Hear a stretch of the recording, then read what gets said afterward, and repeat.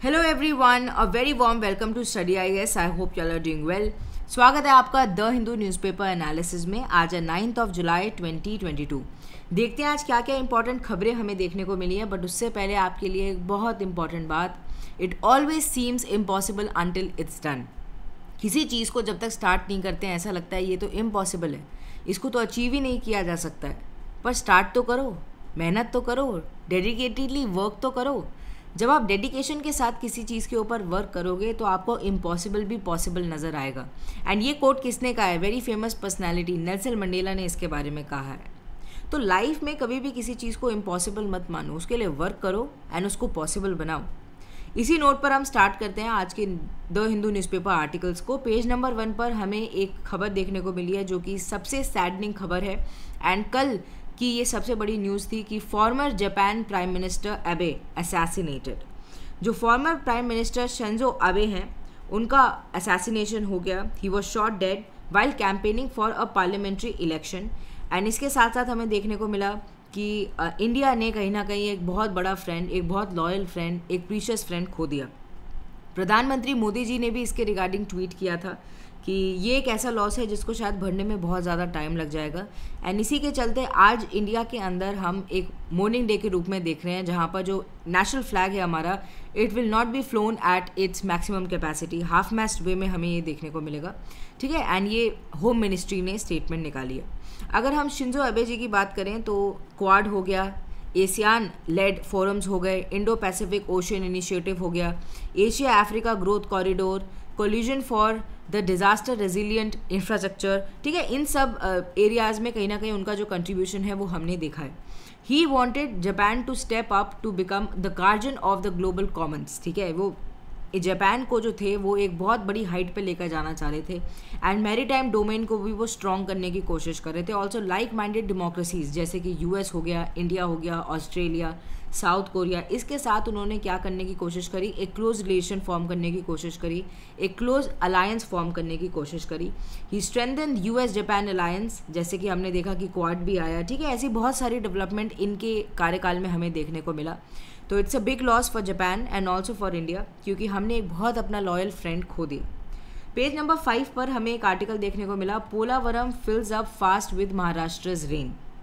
Polavaram irrigation project जो कि गोदावरी नदी के ऊपर है in Andhra Pradesh, has been receiving huge inflows of flood water owing to heavy rain in Maharashtra. तो महाराष्ट्र से जो रेन है वो कहीं ना कहीं इसके पास जा रही है एंड इसकी वजह से यहाँ पर हमें जो कंडीशन है वो ख़राब नज़र आ रही है। एंड देखो ये तो हमारे देश के अंदर कुछ ना कुछ चल ही रहा है। आप देख सकते हैं कि कहीं पे फ्लैश फ्लड हो गया, कहीं पे लैंडस्लाइड हो गया।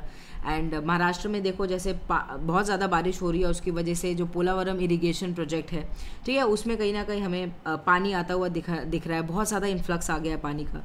तो ये सब हमारे देश में हो रहा है क्योंकि इस समय मानसून सीजन चल रहा है and also monsoon have become very erratic.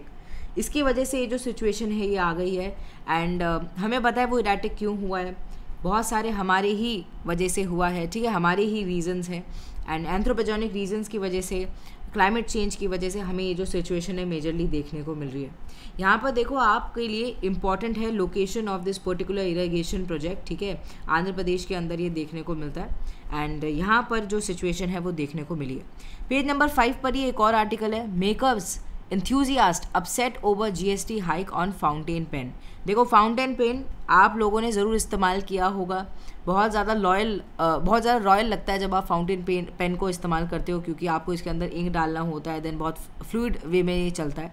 And जो मैन्युफैक्चरर्स हैं, डीलर्स हैं इस फाउंटेन पेन के, वो कहीं ना कहीं नाराज़ हैं इस चीज़ से कि हमें GST जो है वो इंक्रीज़ देखने को मिल रहा है फ्रॉम 12% टू 18% इस मंथ में। एंड इसकी वजह से क्या है, जो लोग हैं वो कहीं ना कहीं सैड हैं और जो बच्चे भी सैड हैं। क्यों? क्योंकि देखो एक environment friendly mode of riding है जब हम फाउंटेन पेन को यूज़ करते हैं, क्योंकि जो नॉर्मल वाले पेन होते हैं ना, जो सस्ते से होते हैं, जिनको आप वन टाइम यूज़ करो, वो प्लास्टिक के बने हुए होते हैं। ऑल्सो इंडिया क्योंकि सिंगल यूज़ प्लास्टिक को एलिमिनेट कर रहा है, तो हमारे लिए अच्छा होता है, इन्वायरमेंट फ्रेंडली होता है अगर हम फाउंटेन पेन का जो यूजेज है उसको बढ़ाएं।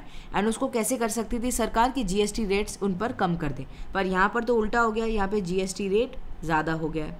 Encouraging it's use would see a significant decrease in plastic pollution, जो कि हमें सिंगल यूज़ प्लास्टिक से देखने को मिलता है।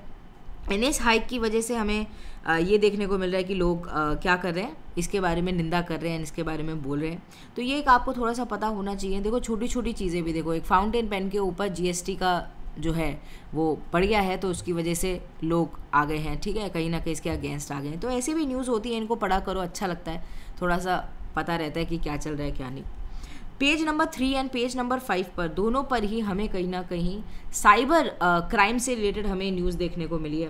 पहले तो ये आया कि 11% working in 2 Whitefield based call centre that were running fishing operations, ठीक है, फिशिंग ऑपरेशंस वो चला रहे थे।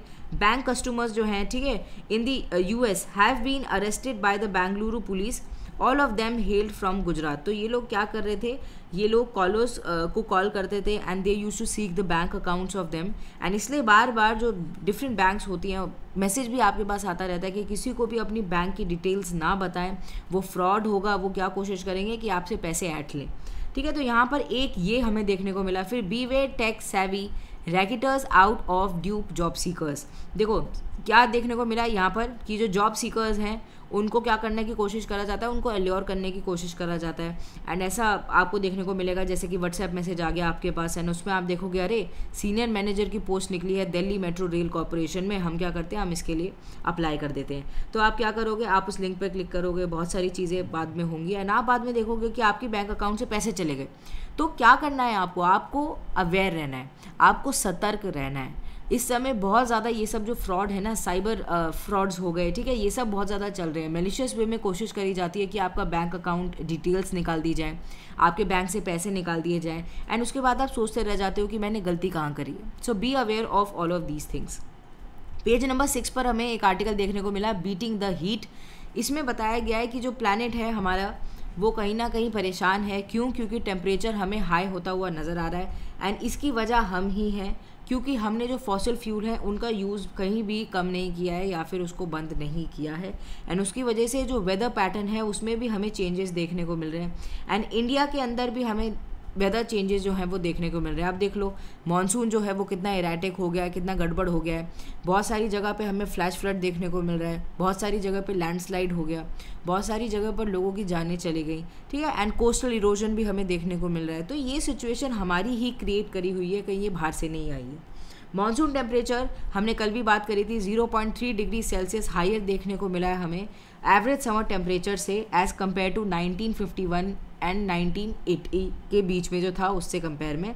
इन 2012-21 this anomaly rose to 0.4 degree Celsius, ठीक है। तो इतना ज़्यादा और गर्म हमें जो है हमारा प्लैनेट वो देखने को मिल रहा है। एंड देखो अर्बन हीट आइलैंड इफेक्ट जो है उसकी वजह से भी जो प्रॉब्लम है वो क्रिएट हो रही है। अर्बन हीट आइलैंड का क्या मतलब है, सिटीज़ के अंदर क्या होता है हमें पता है कि कॉन्क्रीट सर्फेसिस का यूज़ होता है, इतनी बड़ी बड़ी बिल्डिंग्स बना दी, इतने बड़े बड़े प्रोजेक्ट्स बना दिए एंड पॉपुलेशन भी बहुत ज़्यादा डेंस है, तो उसकी वजह से हमें हॉटर देखने को मिलता है वो पर्टिकुलर एरिया एंड हम इसलिए उसको अर्बन हीट आइलैंड्स कहते हैं, ठीक है। वो अर्बनाइज होने की वजह से, अर्बनाइजेशन मैसिव होने की वजह से वो जो पर्टिकुलर एरिया है वो हमें हीटअप होता हुआ नजर आता है and therefore we call them as urban heat islands, ठीक है। तो ये भी कंट्रीब्यूट करते हैं इस पर्टिकुलर सिचुएशन को और भी ज़्यादा वर्स बनाने में। Indian authorities are cognisant of these trends and इसके साथ साथ हमें जैसे गुजरात जैसी जो स्टेट हो गई, हमने देखा है कि वो इनिशिएटिव्स को लेकर आ रही है जिससे इन चीज़ों को हम बैलेंस कर सकें, जैसे कि हीट एक्शन प्लान्स।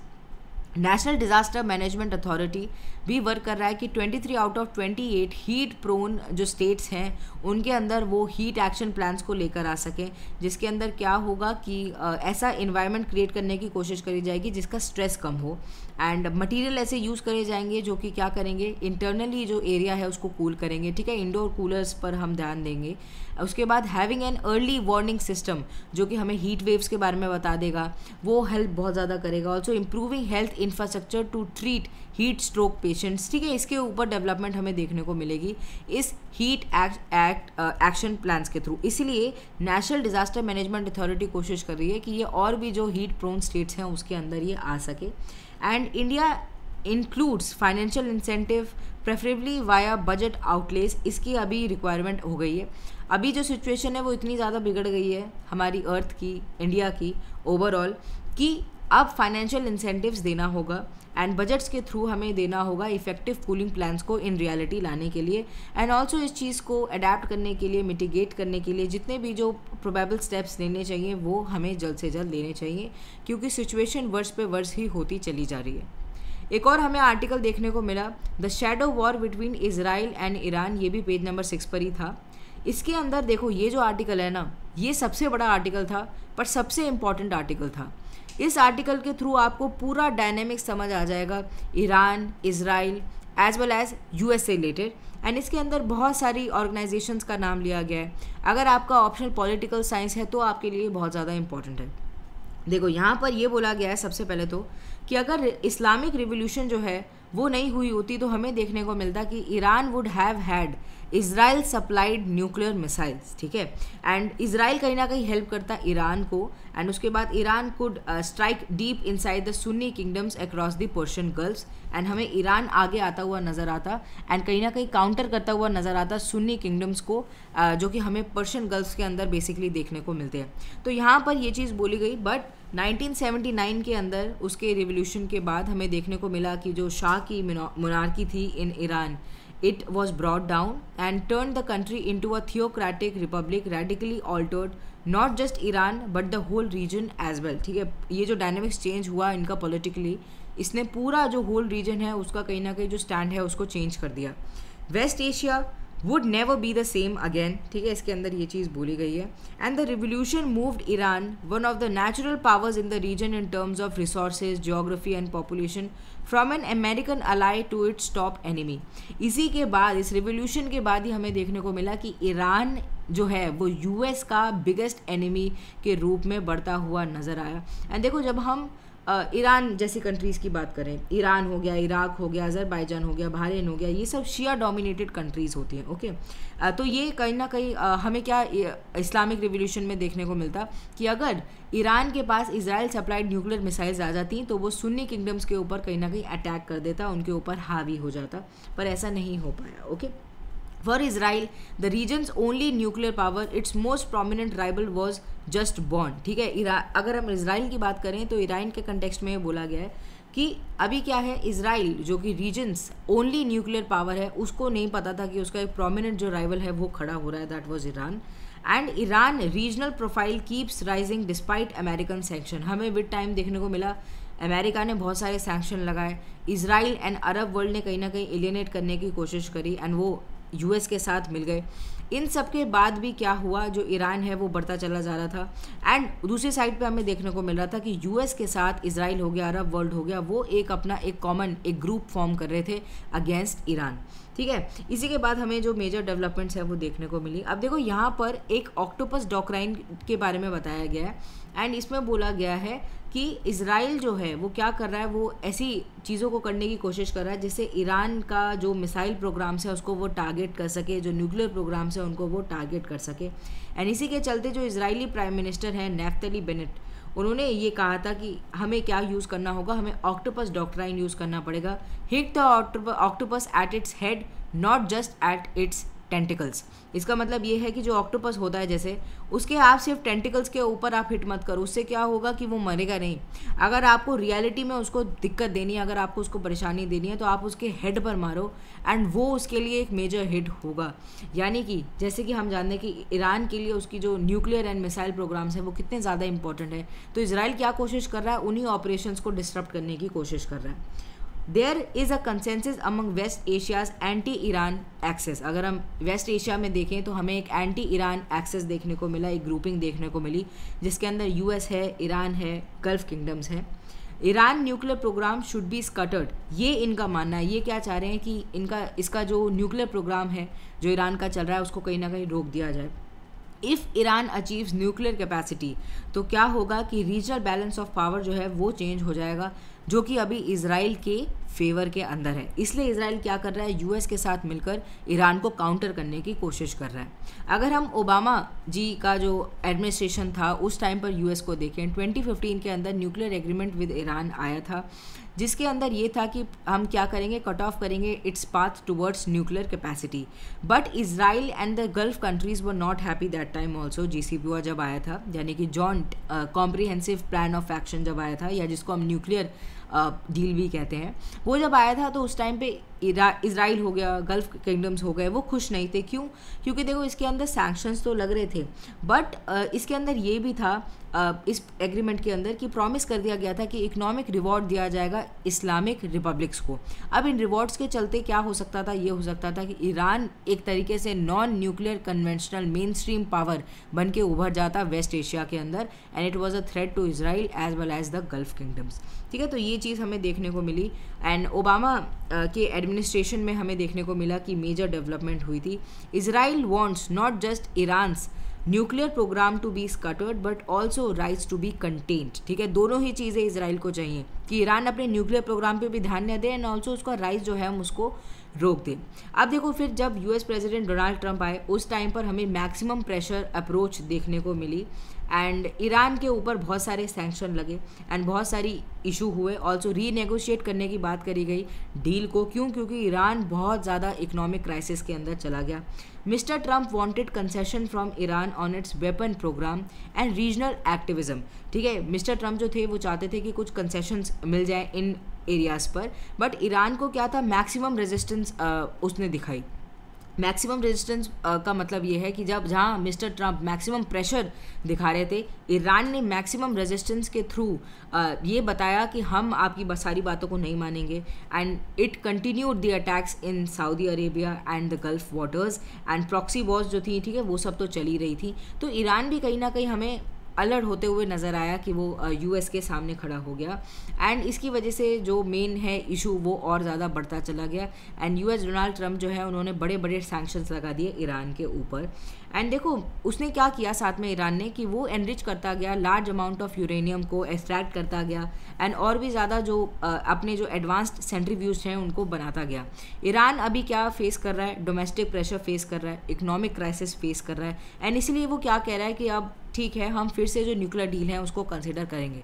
पर देखो इन रियलिटी अगर हम समझने की कोशिश करें तो ये जो डील आएगी अब वो बहुत फार देखने को मिल रही है। ऐसा नहीं है कि बहुत पास है, अगर नेगोशिएशन चल रही है, बातें चल रही हैं, वो बहुत फार है अभी भी, क्योंकि ईरान के ऑब्जेक्टिव्स बहुत डिफरेंट है एंड यूएस के ऑब्जेक्टिव बहुत डिफरेंट है।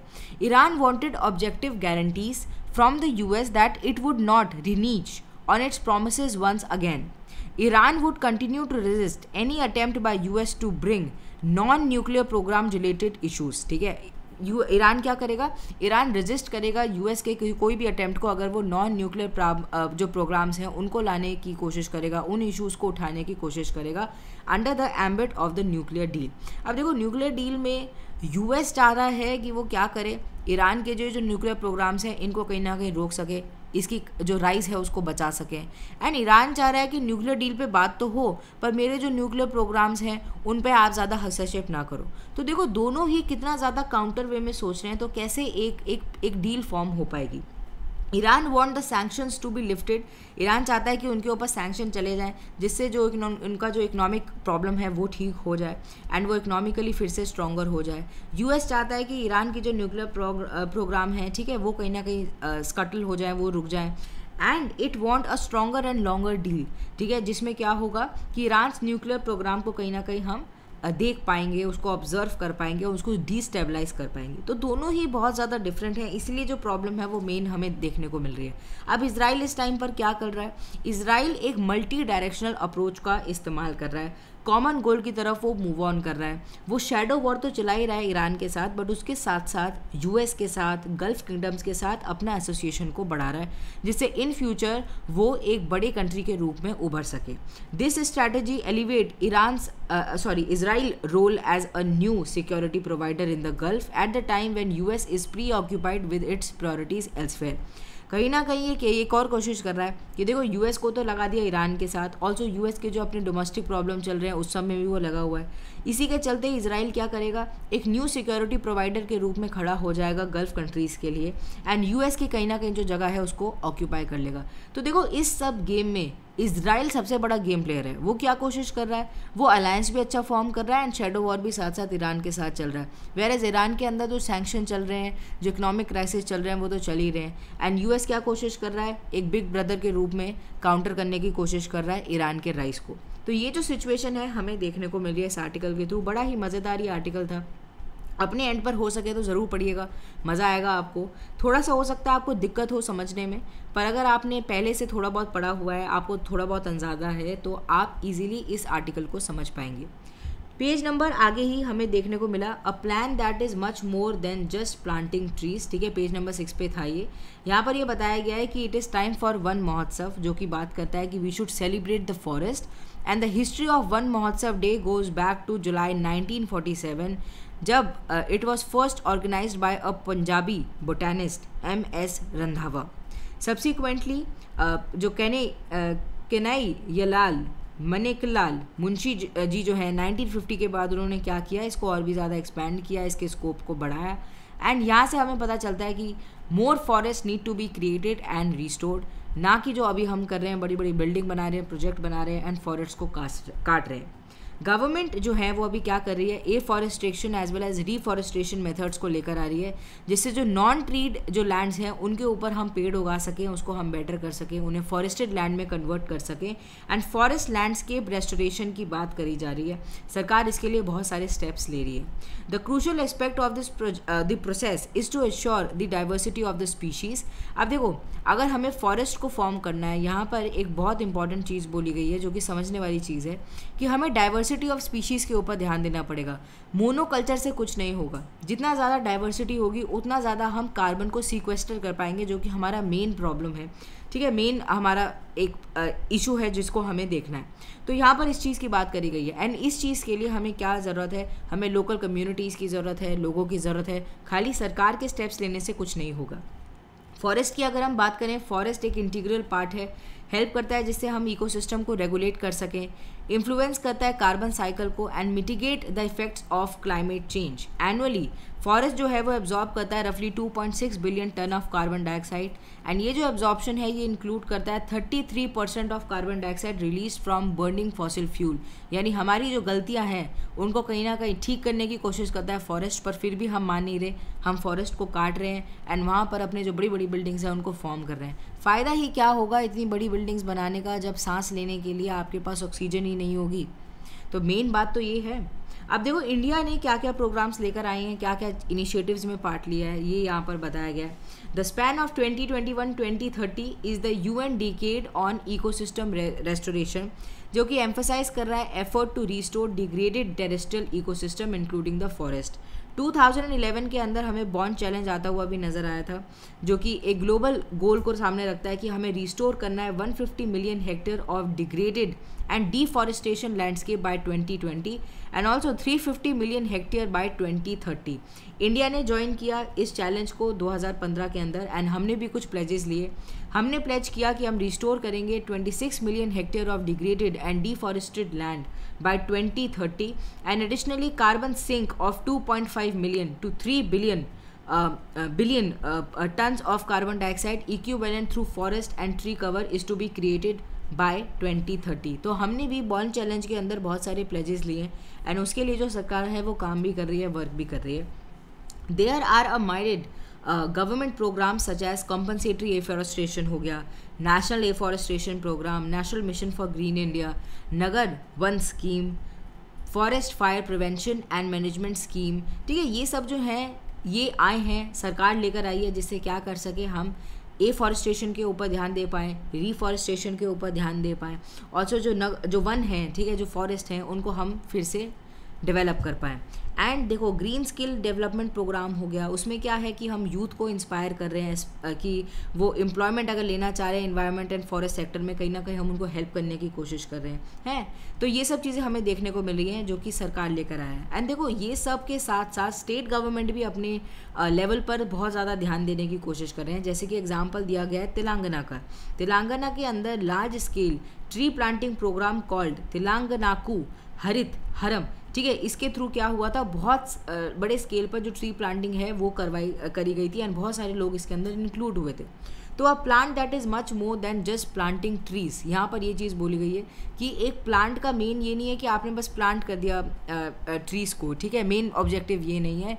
उसका मेन जो हेल्प वो करता है हमारी, हम उसको डिग्रेड नहीं कर सकते, हम शायद उसको इमेजिन भी नहीं कर सकते कि वो कितना ज़्यादा हमें हेल्प कर रहा है। हमारी जो एग्जिस्टेंस है वो कहीं ना कहीं प्लांट से हम ट्रेस कर सकते हैं। तो इसीलिए हमें कोशिश करनी चाहिए कि हम ज़्यादा से ज़्यादा जो ट्रीज़ हैं उनको प्लांट करें, एफॉरेस्टेशन लेकर आएँ, डिफॉरेस्टेशन लेकर आए, ना कि डिफॉरेस्टेशन के थ्रू बड़ी बड़ी बिल्डिंग्स, बड़े बड़े प्रोजेक्ट्स बना दें।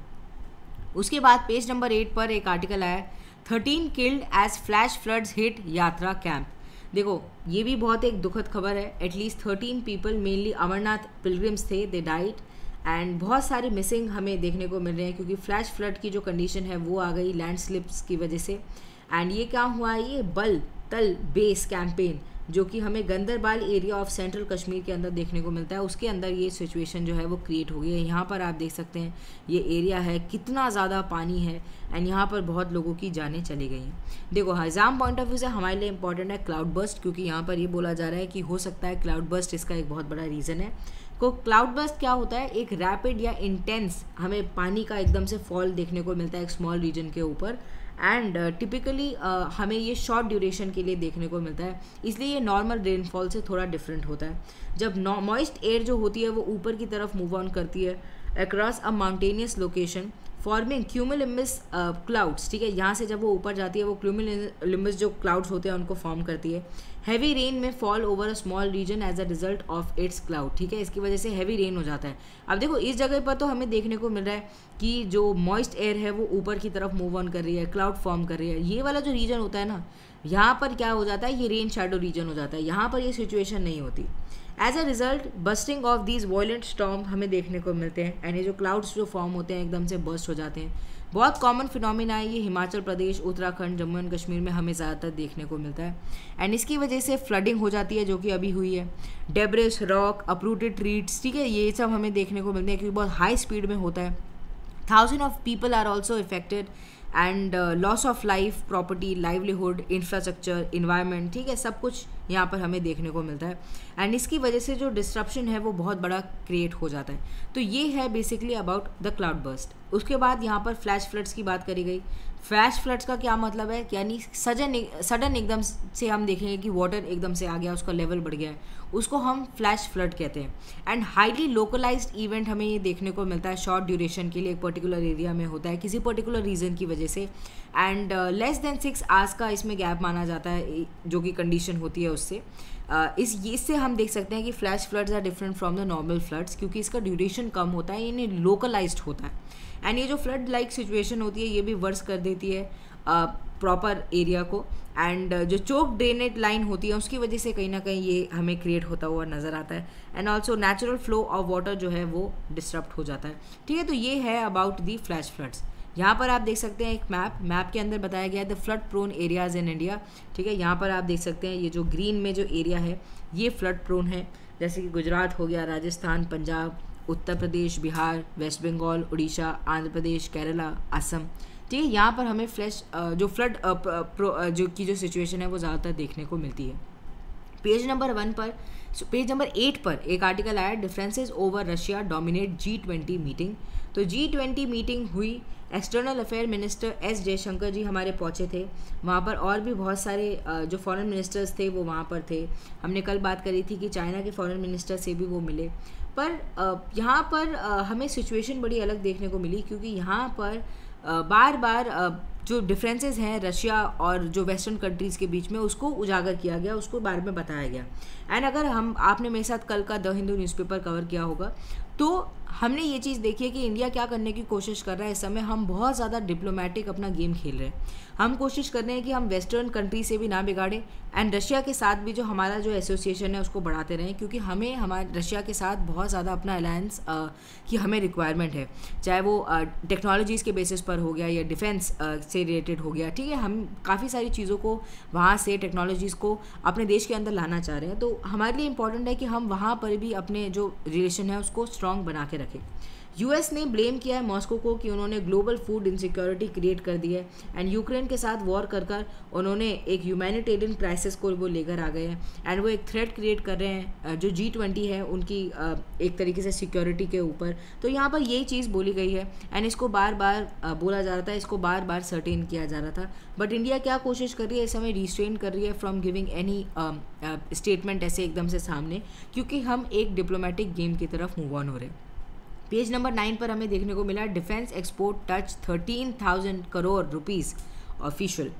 इंडिया का जो डिफेंस एक्सपोर्ट है 2021-2022 का is estimated around 13,000 crore rupees, highest ever हमें ये देखने को मिला है। And the private sector accounted for 70% of the exports while public sector firms accounted for the rest around 30%।